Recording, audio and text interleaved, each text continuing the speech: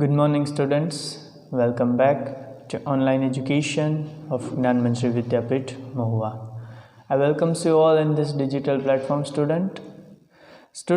In last lecture, we are studied about with a view to the subtopic of showing purpose. So, students, in showing purpose,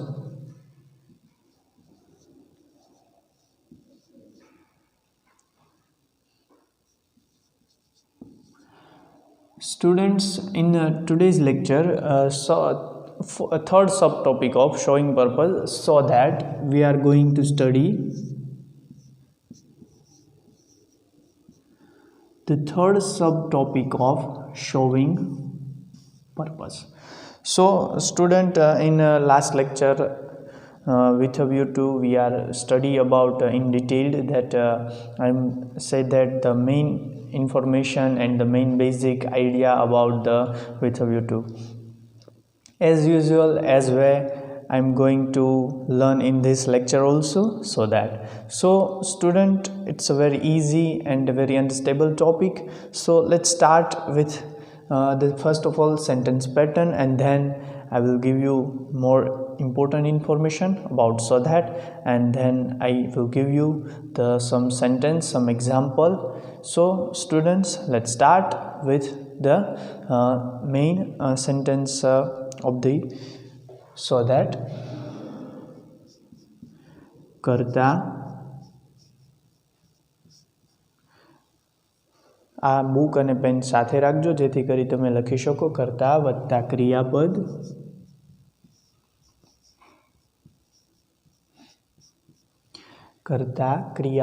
અને ત્યારબાદ કર્મ, અને ત્યારબાદ જે મહત્વની વસ્તુ છે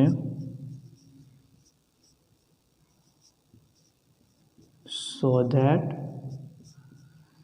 કરતા ક્રિયાપદ કર્મ so that, અને હવે ત્યારબાદ જે વસ્તુ આવશે તે કર્તા અને ત્યારબાદ મે અથવા તો માઇટ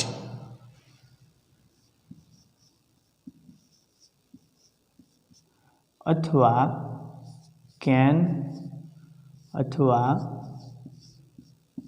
કુડ.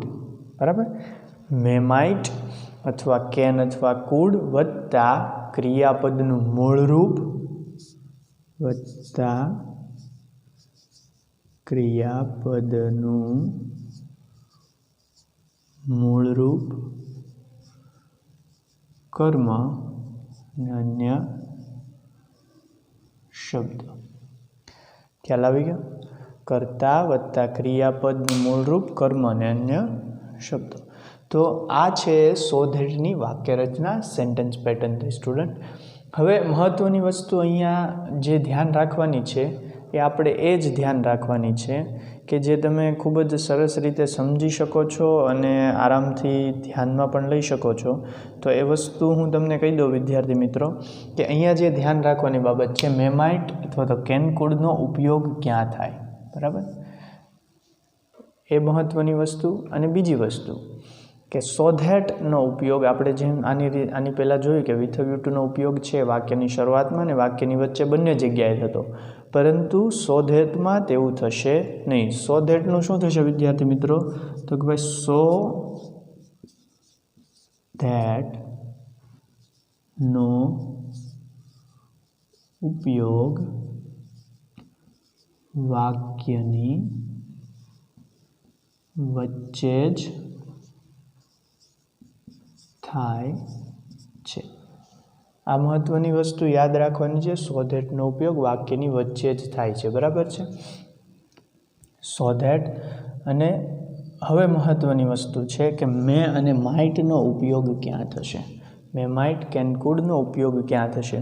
તો જો વિદ્યાર્થી મિત્રો વર્તમાન કાળ હોય, આ વસ્તુ લખી લેજો, વર્તમાન કાળ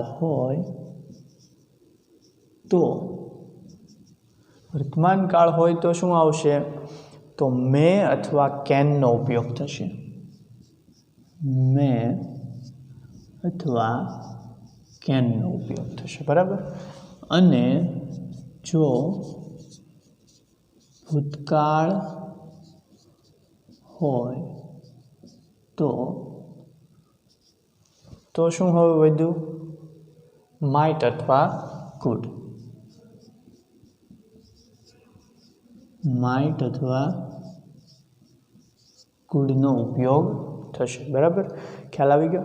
વર્તમાન કાળ હોય તો મે અથવા કેન, અને ભૂતકાળ હોય તો માઇટ અથવા કુડનો ઉપયોગ કરવાનો રહેશે, બરાબર. હવે બીજી મહત્ત્વની વસ્તુ અહીંયા જે ધ્યાન રાખવાની છે કે સો ધેટવાળા વાક્યમાં ક્રિયાપદનું મૂળ રૂપ જ આવશે, બરાબર છે. આ મોડેલ ઓક્ઝિલરી વર્બ પછી હંમેશા ક્રિયાપદનું મૂળ રૂપનો જ ઉપયોગ કરવાનો છે. જેવી રીતે આપણે અલગ અલગ આની પહેલાંના ફંક્શન સબ ટોપિકમાં જોયું વિથ અ વ્યૂ ટુ સો ધેટમાં પણ એવી જ રીતે ચાલશે કે ભાઈ પહેલું વાક્ય છે કોઈ ક્રિયા છે એનું કાર્ય દર્શાવે, અને બીજું વાક્ય એટલે કે સો ધેટવાળું વાક્ય ક્રિયાનો હેતુ દર્શાવે છે. કારણ કે આપણે જે ભણી રહ્યા છીએ શોવિંગ પર્પઝ, એ કોઈ હેતુ માટેની અથવા તો કોઈ ક્રિયા છે, કોઈ કર્તા છે જે ક્રિયા કરે છે, તો કોઈ એક ચોક્કસ હેતુ માટે જ ક્રિયા કરે છે, તો એના માટે જ આપણે આ ફંક્શનનો અભ્યાસ કરી રહ્યા છીએ, બરાબર. તો સો ધેટવાળું વાક્ય છે એ ક્રિયાનો હેતુ દર્શાવનારું વાક્ય બની રહેશે. ખ્યાલ આવી ગયો વિદ્યાર્થી મિત્રો? તો મહત્ત્વની બાબત સો ધેટનો ઉપયોગ વાક્યની વચ્ચે જ થશે. વર્તમાન કાળ હોય તો મે માઇટ, ભૂતકાળ હોય તો મે કુડ, અને ક્રિયાપદનું મૂળ રૂપનો જ ઉપયોગ થશે, બરાબર છે. ખ્યાલ આવી ગયો? હવે આગળ એના થોડા એક્ઝામ્પલ જોઈએ એટલે તમને વધારે ખ્યાલ આવશે વિદ્યાર્થી મિત્રો કે કઈ રીતે આપણને આ વાક્ય બને છે, બરાબર છે. તો બહુ જ સરળતાથી અને બહુ જ સહેલાઈથી તમે શીખી શકશો. બસ ફક્ત થોડું ધ્યાન દેવાની જરૂર છે. અહીંયા પણ કાળનું આપણે જે ધ્યાનકારી જે રાખવાની છે એ સામાન્ય છે. તો પહેલું એક્ઝામ્પલ એવું લઈએ, આઈ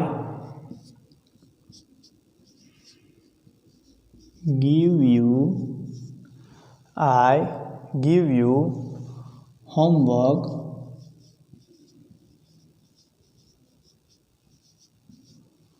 અહીંયા સુધીનું વાક્ય પૂરું થઈ ગયું. આઈ give you homework so that.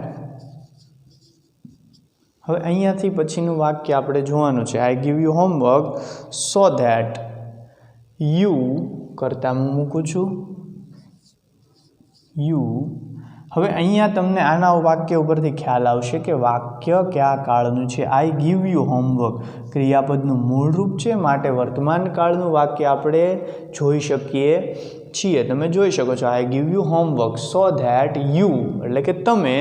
હવે અહીંયા મારે કોઈ પણ આપણે જોયું કે ભાઈ વર્તમાન કાળ હોય તો શું મૂકી શકાય? મે અથવા કેન. તો અહીંયા મે અથવા કેન કોઈ પણ મૂકી શકો. યુ કેન અથવા તો યુ મે. જો વિદ્યાર્થી મિત્રો હું અહીંયા તમને બે જાણકારી માટે લખું છું. પરીક્ષાની અંદર તમારે કોઈ એક જ વાક્ય જ્યારે અધૂરા વાક્ય પૂરા કરો ત્યારે કેન અથવા તો મે કોઈ પણ એક જ મોડેલ ઓક્ઝિલરી વર્બનો ઉપયોગ કરવાનો છે, બરાબર છે. તો આઈ give you homework so that you can revise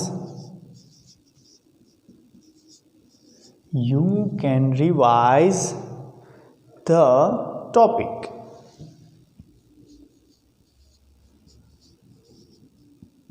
તો આ વાક્ય અહીંયા પૂરું થઈ ગયું, બરાબર. આઈ give you homework so that you can અથવા તો you may revise the topic. તમે જોઈ શકો છો કર્તા, ક્રિયાપદ, કર્મ. અહીંયા આ વાક્ય છે પહેલું વાક્ય, બરાબર. આ વાક્યમાં તમે જોઈ શકો છો કે વર્તમાન કાળનો ઉપયોગ થયો છે. વર્તમાન કાળનો ઉપયોગ થયો જેથી કરીને આપણે અહીંયા કેન અથવા તો મેનો ઉપયોગ કરી શકીએ. જો આ વાક્ય ભૂતકાળમાં હોત તો આપણે શું લેવું પડે વિદ્યાર્થી મિત્રો? માઇટ અથવા કુડનો ઉપયોગ કરવાનો થાત, બરાબર છે. તો અહીંયા આપણે જોયું કે આઈ give you homework so that you can revise the topic, બરાબર છે. હજી એક એક્ઝામ્પલ લઈએ. શી વોઝ અપસેટ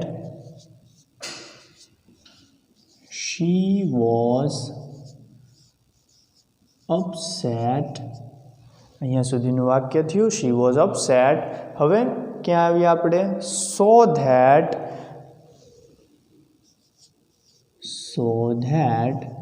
હવે કર્તા આપણે મૂકવાનો છે. અહીંયા શી છે તો આપણે શીનો શી કર્તા તરીકે મૂકી શકીએ. જો અહીંયા કોઈ નામ આપ્યું હોત, અહીંયા માનો કે ફોર એક્ઝામ્પલ રેખા એવું નામ આપ્યું તો રેખા વોઝ અપસેટ સો ધેટ, તો અહીંયા આપણને જ્યારે બીજી વાર કર્તા મૂકતા હોઈએ તો એ સમયે આપણે છે એ સર્વનામ મૂકવાનું, પણ અહીંયા આપણને પહેલેથી જ સર્વનામ આપી દીધું છે શી, એટલા માટે અહીંયા આપણે શીનું શી. જો એના એ કર્તાની વાત આવતી હોય તો, જો બીજા કર્તાની વાત આવતી હોય તો નામ મૂકવાનું. પણ મોટા ભાગે વિદ્યાર્થી મિત્રો એવું કોમન થશે કે પહેલા વાક્યમાં જેનું વાત હશે તેની જ તે બીજા વાક્યમાં મોટા ભાગે વાત આવતી હોય, પણ એ આપણે ધ્યાન રાખવાનું જેથી કરી આપણને પ્રોબ્લેમ ન થાય.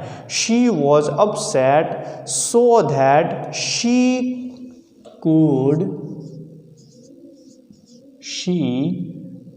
could not pay attention. She could not pay attention in reading. તો વિદ્યાર્થી મિત્રો આ વાક્ય અહીંયા પૂરું કર્યું. હવે અહીંયા કુડ આવ્યો એટલે આપણને કુડ આવ્યું એટલે ખ્યાલ આવી જાય કે ભાઈ આ ભૂતકાળનું વાક્ય છે. અને બીજું કે અહીંયા વોઝનો ઉપયોગ થયો, તમે જોઈ શકો છો. વોઝનો ઉપયોગ ક્યારે થાય? જ્યારે ભૂતકાળ હોય ત્યારે. She was upset so that she could, અહીંયા કુડની બદલે માઇટનો પણ આપણે ઉપયોગ કરી શકીએ. She was upset so that she could અથવા તો she might not pay attention in reading. બરાબર છે. અહીંયા જે સર્વનામ તરીકે એ હતું એનું એ જ અહીંયા લેવામાં આવ્યું. બરાબર. પહેલા વાક્યમાં જોયું આઈ ગીવ યુ હોમવર્ક, અહીંયા પહેલા વાક્યમાં કર્તા તરીકે કોઈ એક ટીચર છે. આઈ give you homework so that you એટલે એના વિદ્યાર્થીઓ માટે અહીંયા પ્રયોજાયેલું છે, એટલા માટે યુ સર્વનામ તરીકે બહુવચન તરીકે એટલા માટે લેવામાં આવ્યું છે. યુ કેન અથવા તો you may revise the topic. ખ્યાલ આવ્યો?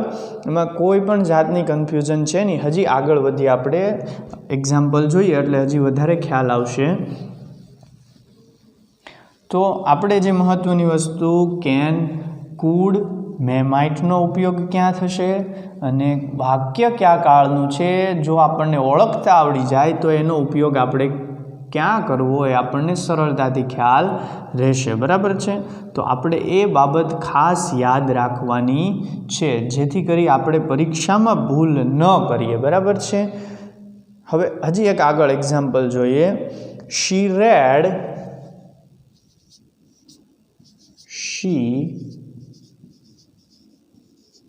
read for 10 hours a day so that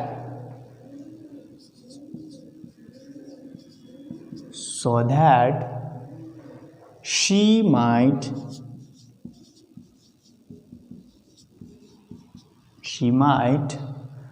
pass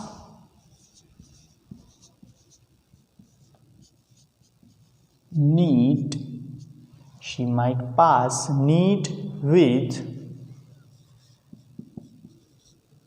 high percentage. બરાબર છે. તો ખ્યાલ આવી ગયો વિદ્યાર્થી મિત્રો. આ વાક્યમાં શી રેડ, અહીંયાથી ખ્યાલ આવે કે આ વાક્ય ભૂતકાળનું છે. શી છે. હવે જો મારે વર્તમાન કાળનું બનાવ્યું હોય તો અહીંયા રીડ્સ કરવું પડે મારે, પણ અહીંયા મેં રેડ કર્યું છે. ઉચ્ચારણમાં ફરક પડી જશે. જો અહીંયા એસ લગાડ્યો હોત તો શી રીડ્સ થાત. બરાબર છે. શી red four 10 hours a day so that she might અથવા તો કુડ કોઈ પણ લઈ શકો. આના અથવામાં તમે કુડ લખો તો પણ ખોટું નથી. બરાબર છે. શી કુડ અથવા તો શી માઇટ પાસ, ક્રિયાપદનું મૂળ રૂપ. અહીંયા આગળના બે ઉદાહરણમાં પણ તમે જોયું છે કે કેન, કુડ, મે, માઇટ જે પણ હોય એની પછી પાછું ક્રિયાપદનું મૂળ રૂપ આવે છે. અહીંયા ક્રિયાપદનું મૂળ રૂપ તમે જોઈ શકો છો. ક્રિયાપદનું મૂળ રૂપ pass NEET with high percentage. She read for 10 hours a day so that she could pass with high percentage. બરાબર છે.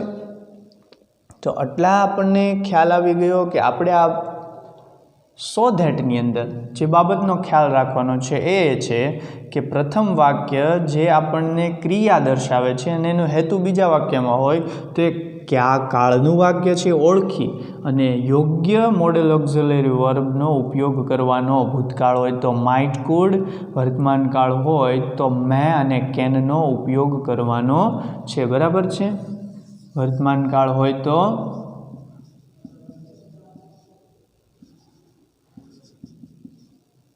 મે અને કેન, અને ભૂતકાળ હોય તો માઇટ અને કુડનો ઉપયોગ થશે. બરાબર છે.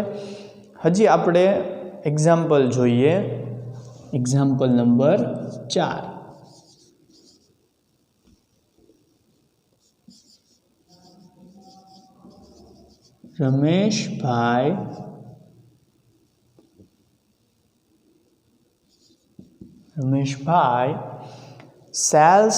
4.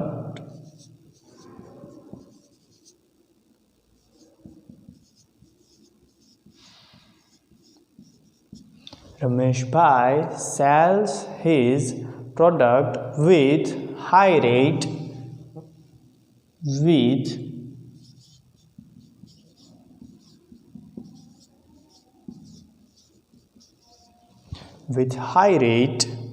so that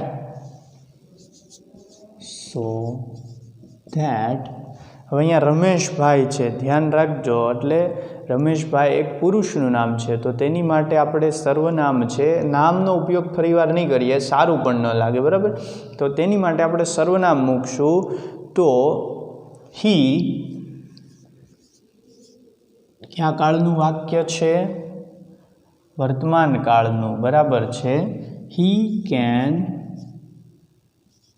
get more profit. બરાબર. he can get more profit.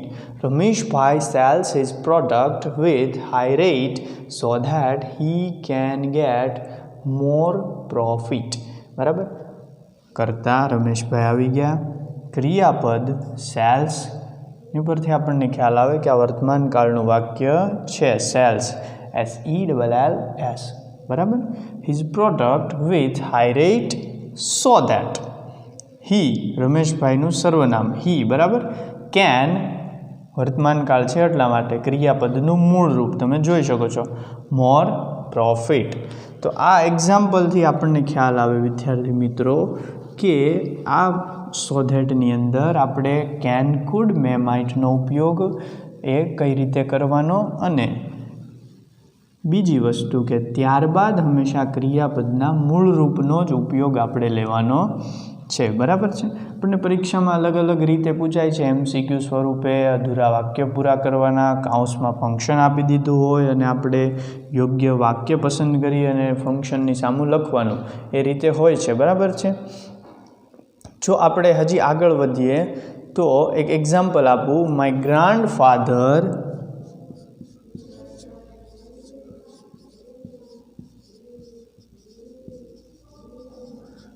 grandfather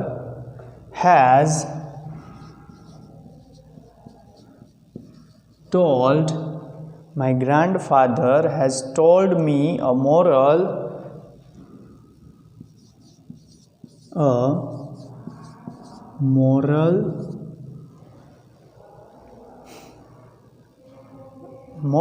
story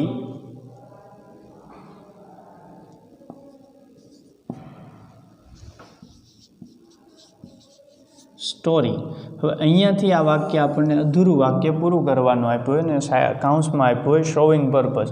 તો હવે સો ધેટથી આપણે જ્યારે વાક્ય પૂરું કરવાનું હોય, અહીંયા સુધીનું આપણને વાક્ય આપ્યું છે કે ભાઈ my grandfather has told me a moral story so that. હવે આની પછી આગળ એકથી અનેક જવાબ હોઈ શકે.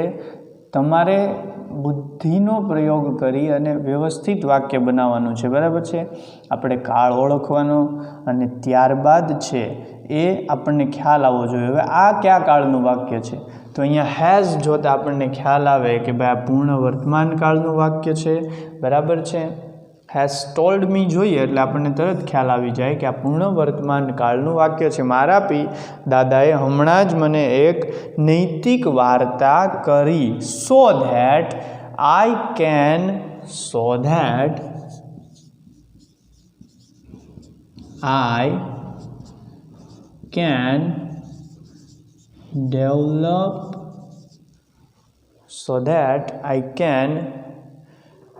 ડેવલપ.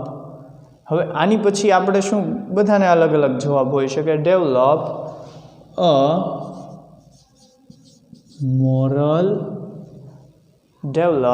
Moral values. બરાબર, વેલ્યુઝ. તો આપણને એ પરથી ખ્યાલ આવશે કે આપણે ખૂબ જ વ્યવસ્થિત રીતે આ વાક્યને અહીંયા જોઈ શકીએ છીએ. Moral values. My grandfather has told me a moral story so that I can develop a moral values. અહીંયાથી આપણે વાક્ય પૂરું કર્યું અહીંયા સુધી. બરાબર, અહીંયા આપણને ખ્યાલ આવી ગયો કે ભાઈ પૂર્ણ વર્તમાન કાળ છે, જેથી કરી આપણે કેન અથવા તો મેનો કોઈનો પણ પ્રયોગ કરી શકીએ અને સરળતાથી વાક્ય બનાવી શકીએ. બરાબર છે. હજી એક ઉદાહરણ એવી રીતે જોઈએ. I walked fast.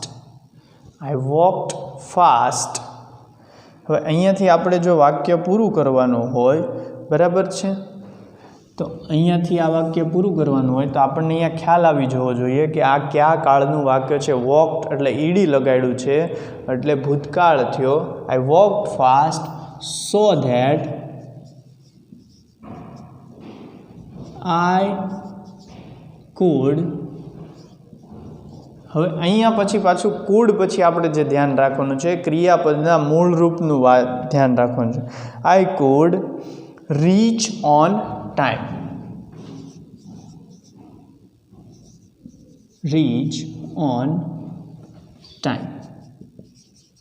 તો અહીંયા આપણે જે મહત્વની બાબત યાદ રાખવાની છે એ કે સો ધેટની પછી ભૂતકાળ હોય તો માઇટ અથવા કુડ. અહીંયા ભૂતકાળ હતું જેથી કરી આપણે કુડનો ઉપયોગ કર્યો અને ત્યારબાદ ક્રિયાપદનું મૂળ રૂપ રીચ ઓન ટાઈમ. બરાબર, તો આપણે જે મહત્વની વસ્તુ એ આ યાદ રાખવાની છે. સો સ્ટુડન્ટ, આવી રીતે ઘણા બધા અલગ અલગ એક્ઝામ્પલ આપણે બનાવી શકીએ અને સરળતાથી યાદ રાખી શકીએ. Ram runs quickly so that he can catch the bus. તો વિદ્યાર્થી મિત્રો, આજના લેક્ચરમાં આપણે અલગ અલગ એક્ઝામ્પલ દ્વારા સમજ્યા છીએ સો ધેટને. આવતા લેક્ચરમાં આપણો લાસ્ટ સબ ટોપિક પણ આપણે પૂરો કરશું અને ત્યારબાદ છે આપણું આ ફંક્શન છે શોઈંગ પર્પઝ એ કમ્પ્લીટ થશે. તો ત્યાં સુધીમાં તમને કોઈ પણ ડાઉટ હોય સો ધેટની અંદર તો you can ask me. I will solve your doubt and stay tune with Gyanmanjari Vidyapith Mahuva. અને આ લેક્ચરનું હોમવર્ક છે વિદ્યાર્થી મિત્રો એ તમારે 20 વાક્યો સો ધેટના બનાવી અને મને મોકલવાના છે. So thank you so much. Enjoy this video.